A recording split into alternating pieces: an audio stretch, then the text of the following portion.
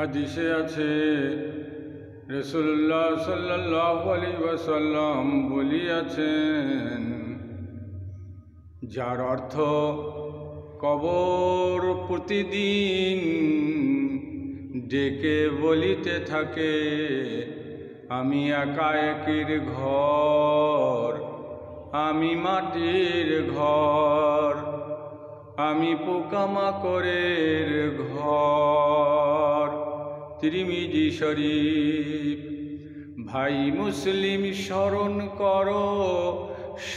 করো মরণ পর, কেমন করে রইবে সেথায় একটুখানি কবর ঘর। ভাই মুসলিম, স্মরণ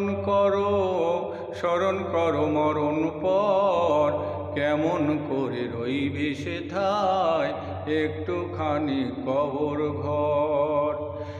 নাই সে ঘরে দরজা জানলা, নাই সে ঘরে আলো,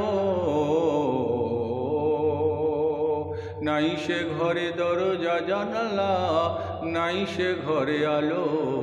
চতুর্দিকে মাটির দেওয়াল, চারিদিকে কালো।